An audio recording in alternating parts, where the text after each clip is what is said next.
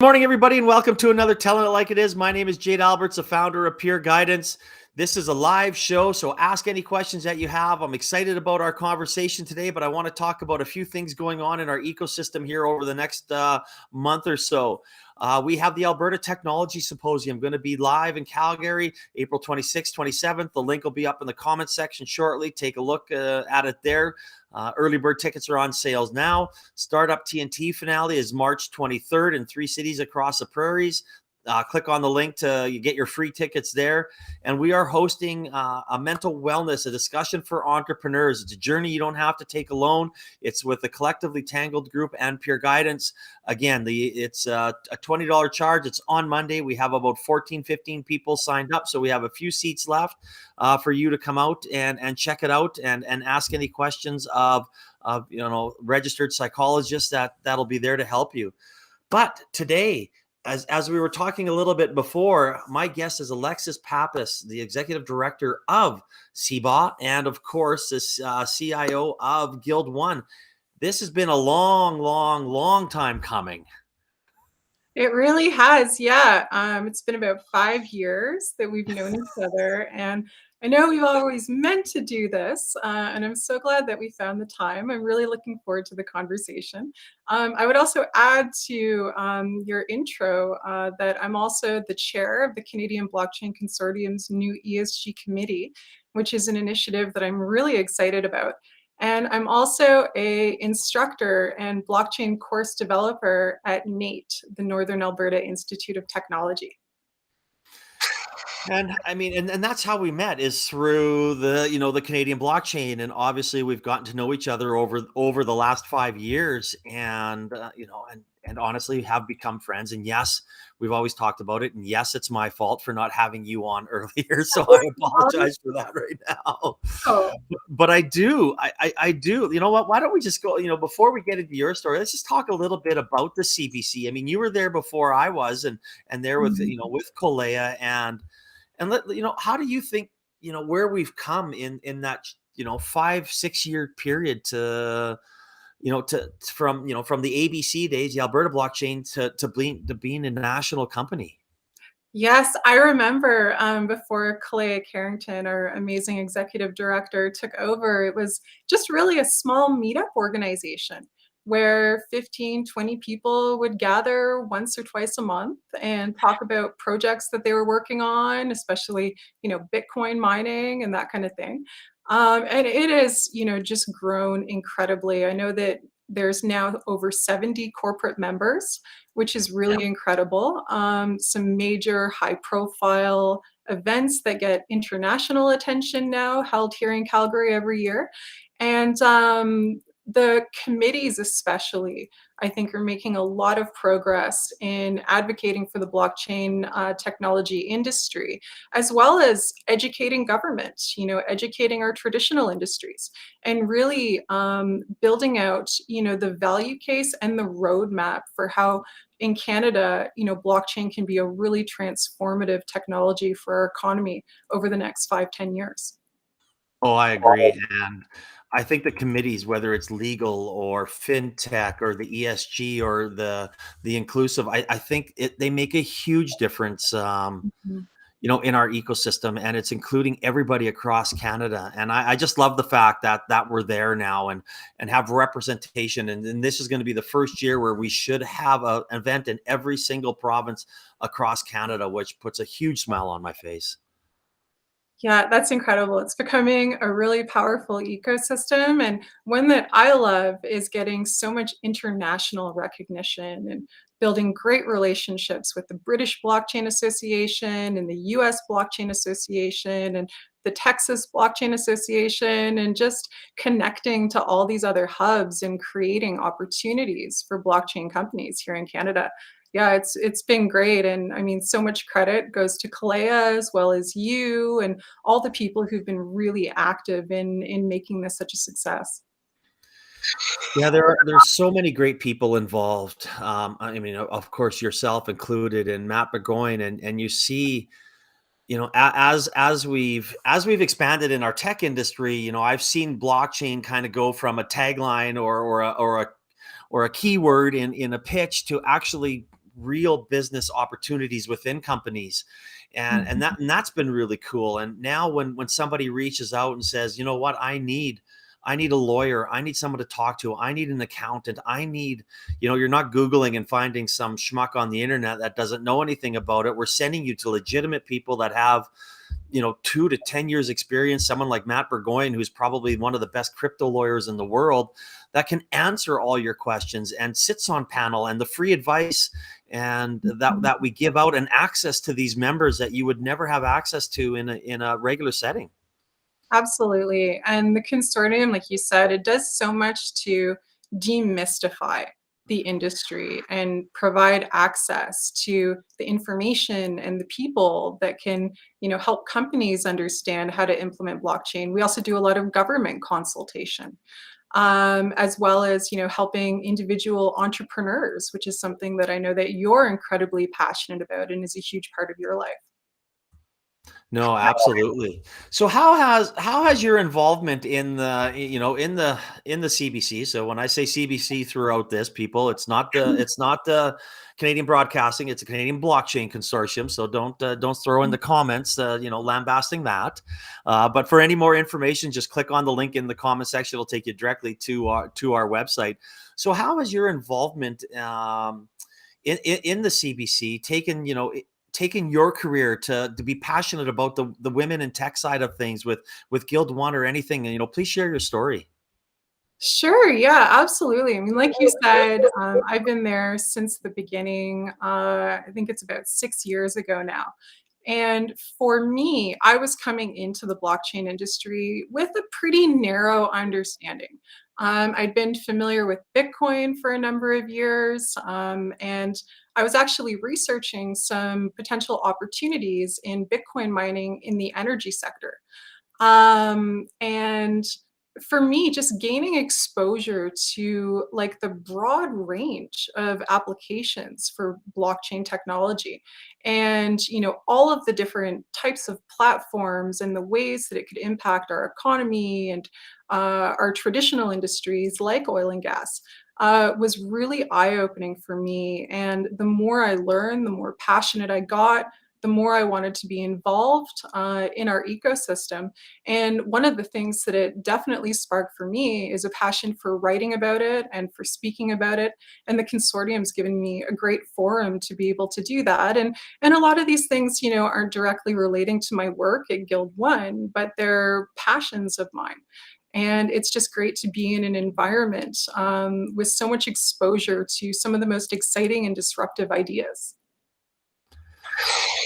I love that. I love that analogy, that, how you broke it down, how your passion has turned into some sort, involvement in your work life. And I mean, Guild Mhm. One, was, you can tell a little story there about, being the first oil royalty, on the blockchain, which I think is cool. Again, it happened in Alberta, happened in Calgary. I don't think people talk about that enough personally.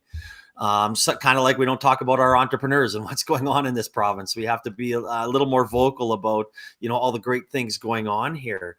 But I mean, that's how passion, I can relate to that story with me and the entrepreneurs, and the same thing. And again, I got into Bitcoin, and then, it was like two and a half or 3 years later, I met Kalea, and then it kind of just took off from there. So I can relate to that. And being able to use that a little bit of knowledge that I had before to kind of really use, be like a part of CBC as a considered a startup to kind of Mhm. where we're going to a scale up now, has been just a wonderful journey. Yeah, it really has been. And one of the initiatives that I'm so excited about are the courses that we're now offering in collaboration with the Northern Alberta Institute of Technology. One of the big challenges that we have in the blockchain industry is that it is confusing. It's something that a lot of people, whether they're students or in government or business professionals, don't have a good understanding of some of the fundamental concepts, as well as the use cases and applications and ways that it can be incorporated into business processes. And so we work with Nate on a series of 3 courses that are intended to provide kind of that business level education, So if someone, is involved in, a logistics industry and they want to know how to implement a smart contracts project, what it would mean, where it would start, what the different factors are, what the technology does, they'd be able to take these courses and then apply that knowledge to blockchain adoption. And because this is one of those big missing pieces to more widespread adoption, we thought it was really powerful, and we're so thrilled that NATE is so innovative in wanting to offer these types of courses.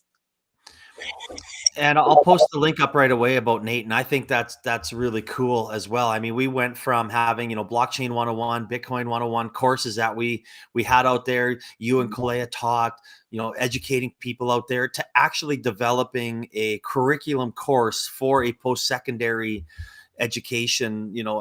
As someone like Nate, which is a very, very well respected institution.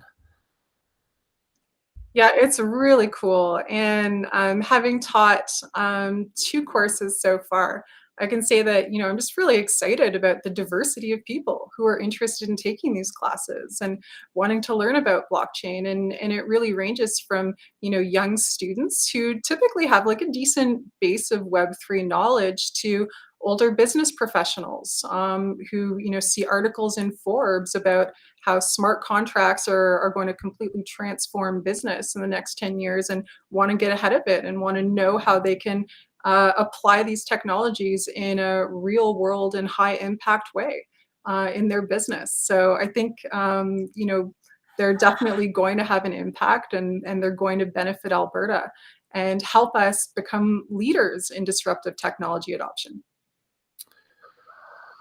And yeah, I think it's another industry that, I'm gonna tout Alberta here, that we're at the forefront of. I mean, even though, and I don't want to say that, people always think, oh, you got too much Alberta in the Canadian Blockchain Consortium, which we don't. But yes, we are headquartered here. You have to be headquartered somewhere.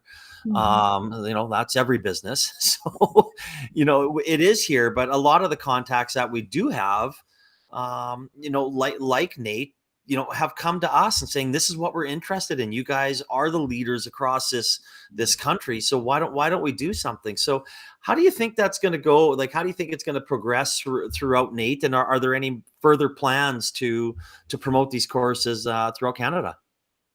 Well, these courses are online, so they are available to people Okay. who aren't, residents of Alberta. But one of the really exciting things that we've been working on with Nate is developing a program series specifically for smart contracts. So our first 3 courses did have some permission blockchain and smart contract content, but a lot of it was also focused around digital assets and the fundamentals of cryptocurrencies and regulatory issues and other things that are more on the public blockchain side. But these smart contracts courses are focused on permission business applications. So when you read about Walmart introducing smart contracts to automate its supply chains and its relationships with the company's vendors, it's those types of projects that are going to have a real business impact on our key industries that we focus on in this course series. So that includes supply chains, it includes real estate, which has some really exciting blockchain applications. So these are geared towards more of a professional business audience, and we think that they're going to really help lay the groundwork for the adoption of a technology that I think is going to have an enormous economic benefit to Canada.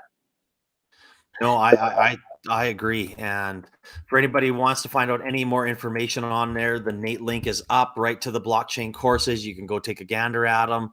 Obviously, very impressive. I know we've talked to Nate; they are extremely happy with the way you teach it, the way you instruct it, the way the courses have been designed. So kudos to you on doing such a great job with that. Thank you so much, Jade. So on that side, I know, this was kind of inclusion month, and we wanted to talk a little bit about women in tech, and someone like yourself who's been in the tech industry for a while. How have you seen it evolve, in the last, let's say, 10 or so years?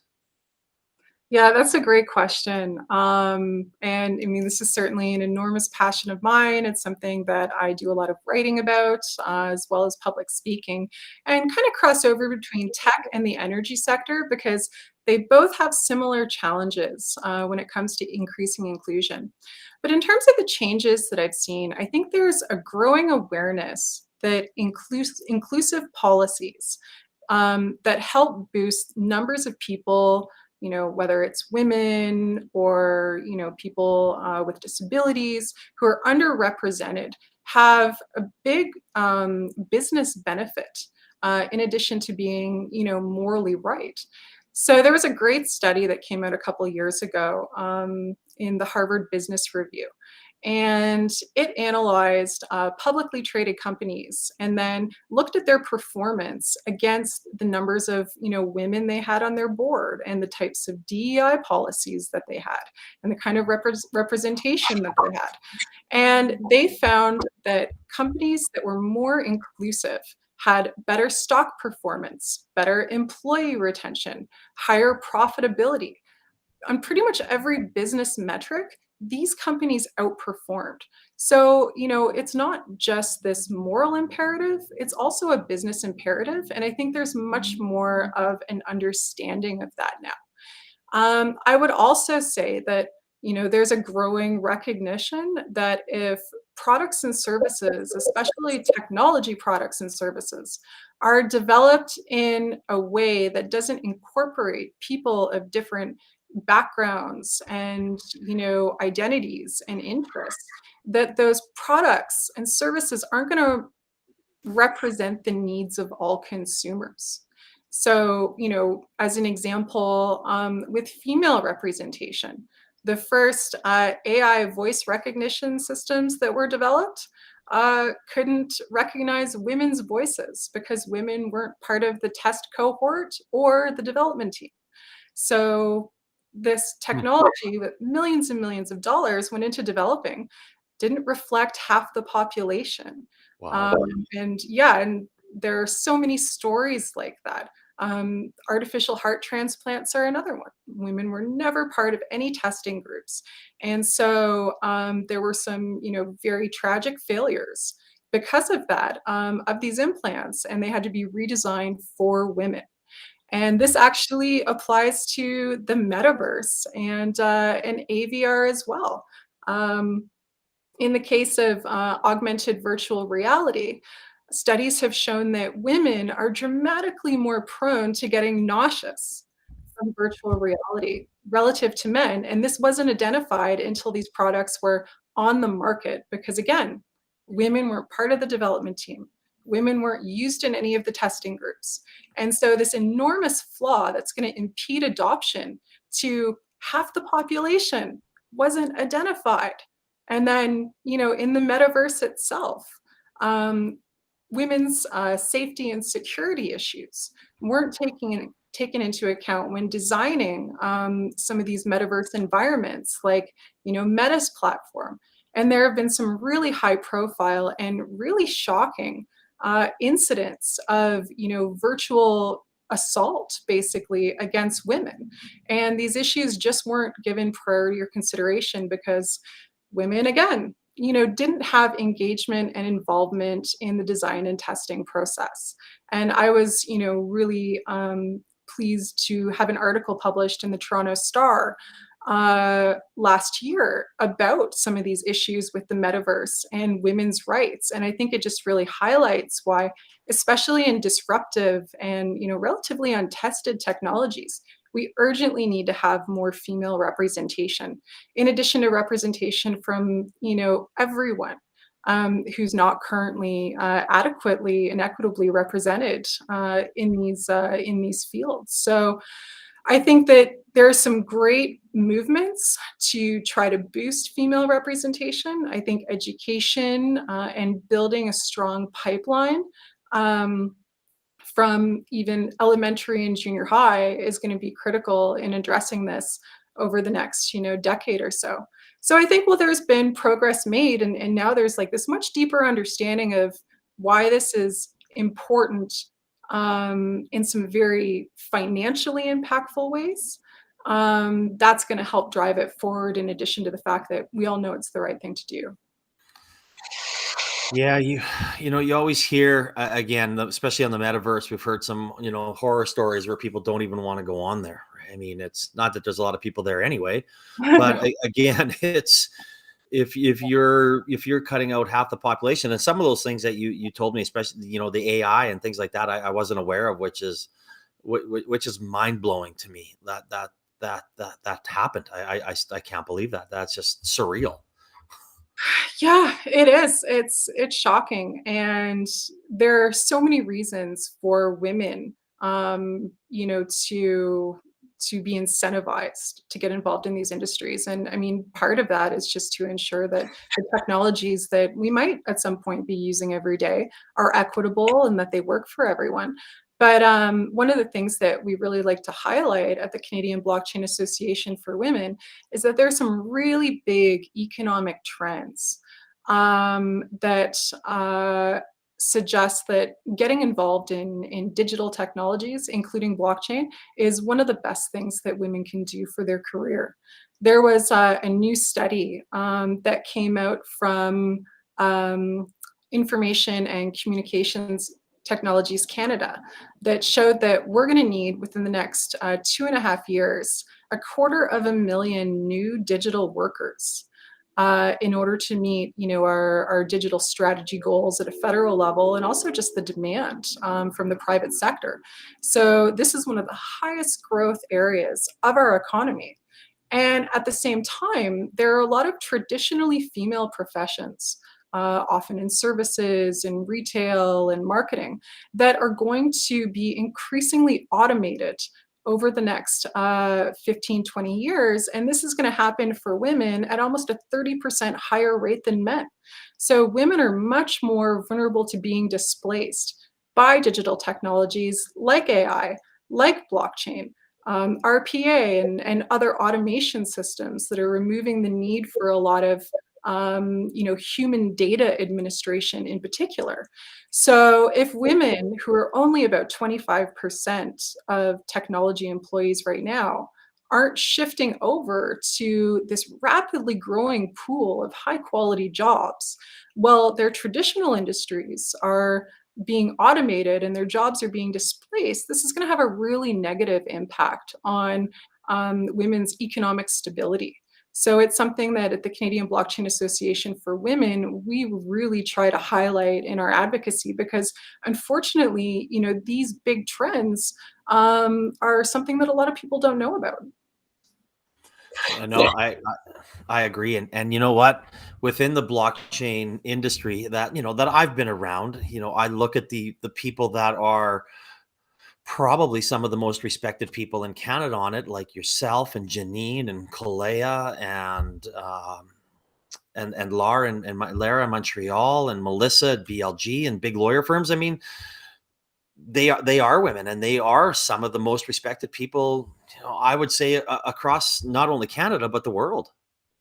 Absolutely. We have so many success stories among the women in our ecosystem. And one of the things that I really want to highlight is that, blockchain is often called a team sport. It's very collaborative. It often means that, different and sometimes competitive companies have to engage with each other. They have to engage with a whole ecosystem of technology partners and sometimes government regulators. Very, very collaborative. And a lot of this collaboration is facilitated through consortiums like the Canadian Blockchain Consortium. Almost all of the major consortiums that I know about or that I have experience with are led by women. And beyond consortiums, like Blockchain for Energy, the world's biggest oil and gas consortium, led by the great Rebecca Hoffman. Of course, Canadian Blockchain Consortium and Kalea, major trade associations like the US Blockchain Association, led by Kristen Smith. Women are really, I think, in some ways becoming the glue that's making the collaboration that blockchain needs to succeed and needs to gain adoption happen. And that is so essential. And that's one area that I would highlight where I would say, hands down, you definitely see more women than men in the industry. That's, I mean, again, I think, leading the way across the board, I think is very important. And even in Alberta, you see that, here, it's, I can just take the stats from Startup TNT and saying that, over 40% of the companies that we invest in are woman founded or co-founded, which is Amazing. so far ahead of the industry average, right? The average woman founded startup exits almost 2.5 years faster than a male founded startup. And one of the things that puts a smile on my face every day is I took our oldest daughter Rhea to when they handed out awards with the DCB Bank and Platform and a few others, and the $250,000 prize that went to Alice Reimer.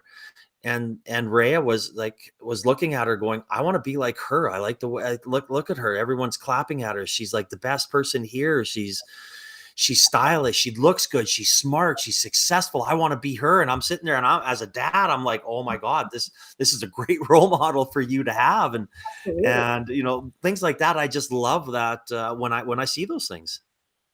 Definitely, and there are some fantastic female role models that young women or established Yes. professional women can look to and be inspired by, because they really show what's possible. And as you said earlier, just how much that getting engaged in the blockchain industry can, for some women, especially in fields like law and finance, be this incredible career accelerant.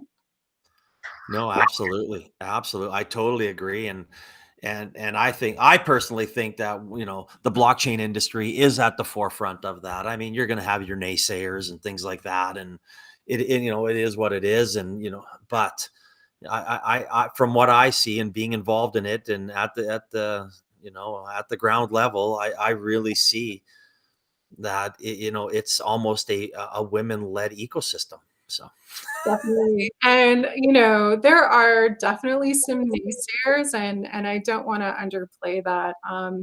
In November, in collaboration with the Blockchain Research Institute, as well as the Canadian Blockchain Consortium, CBAW launched a DEI survey of our industry in Canada.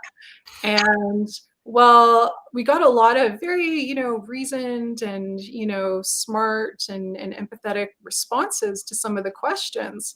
We did get a significant number of men being incredibly offended that we were doing a DEI survey and that we thought that taking any action to support women was the right thing to do. We had, one person write in that, you wouldn't say that, the plumbing industry has a shortage of women and try to fix that, would you? Like some professions are just male professions, like dumb stuff like that. So those attitudes are out there, but I mean, now in 2023, they're kind of laughable. We all have a good understanding of why inclusion is the right thing to do, and it's the right thing to do. Not just, as I said, for moral and ethical reasons, but for business reasons. So, and I'm pretty sure that there are associations for female plumbers out there that are advocating for Well, I would imagine.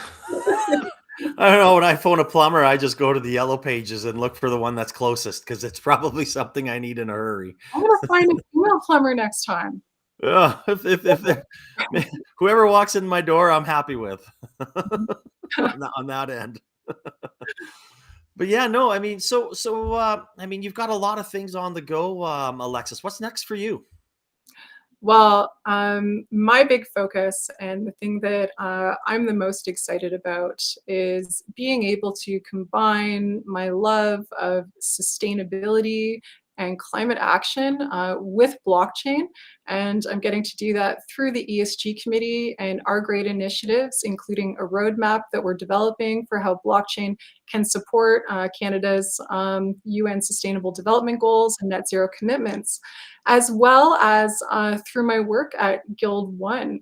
Last year, GuildOne launched ESG1, which is our sustainability division, and it takes all of the smart contract and blockchain technologies that we've developed and used in the oil and gas industry and applies them to new areas like carbon accounting and the automated generation of carbon credits. and even carbon accounting for blockchain networks. We've got an amazing project that we're developing with one of the world's blockchain platforms to analyze their carbon footprint, as well as to promote conservation. Digital assets and tokenization are great ways to support initiatives like reforestation.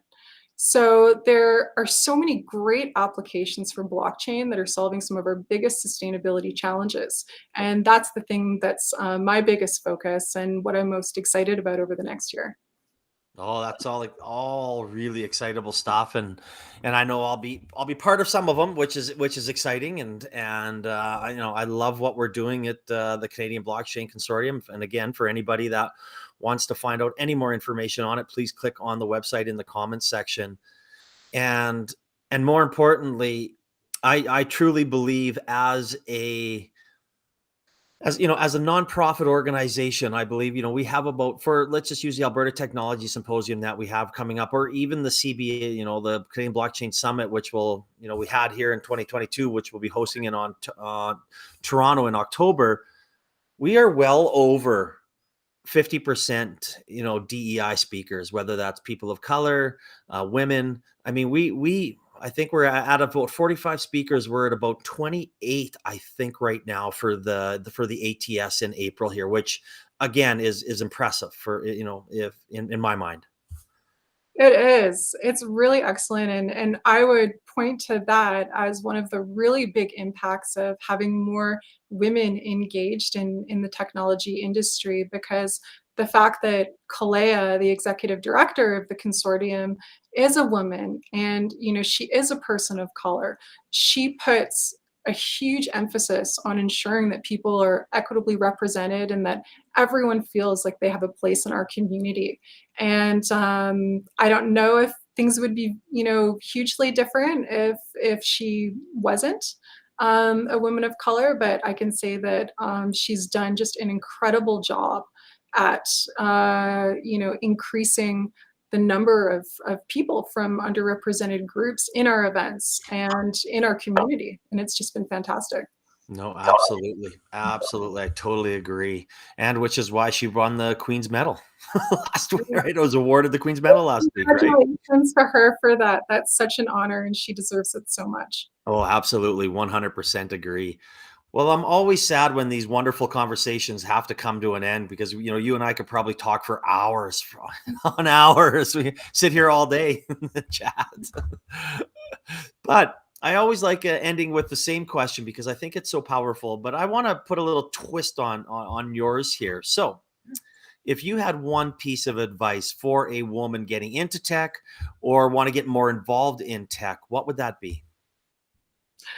I honestly, and this is echoed throughout our conversation, would say the best path is to get involved in ecosystems, get involved in communities. There is an incredible benefit to being around people in the same industry, getting exposure to new ideas. Ecosystems facilitate connections to fundraising. They facilitate the development of different kinds of synergies and partnerships. And technologies really take a community, especially technologies like blockchain, where their greatest benefit is found across different types of counterparties. And I would just say that, if you get involved in an ecosystem, you're going to dramatically increase your chances of success and of getting the support that you need. I love that. And that's great advice. And that not only arranged for women, it's for everybody. Everybody needs to get involved. It's something that people forget to do. Go out there, network, meet people. Someone is going to be able to help you. Someone will, assist you on your journey, maybe a shoulder to cry on, or you find a new partner, a business partner, whatever it may be. You have to be out there to find that person that may be the next one that helps you. Mm-hmm. You really do. And it's something that both you and I have witnessed over and over and over. after all of our years in the technology industry. And I wish we had more time because there are some great success stories that I'd love to talk about. But next. No, I agree. I agree. Well, Alexis, thank you so much for spending your time sharing your story and for all that you do promoting not only the blockchain community but the women in tech community. We really appreciate that, and kudos to you for that. So thank you for being a leader for us. Thank you so much for having me, Jade, and thank you for all of the incredible work that you do supporting our ecosystem and entrepreneurs here in Alberta and getting the word out about the incredible things that we're doing here. Well, thank you very much for the kind words. I appreciate it. And I hope everybody, stays warm for the next few days, and we don't have to shovel anymore, especially here after our big dump last couple days. But enjoy your Wednesday. Alexis, thank you very much again. And I hope we'll probably be seeing you very, very soon. Absolutely. Thank you, Jade. Thanks, everyone. Okay, everybody. Have a great day. Bye-bye.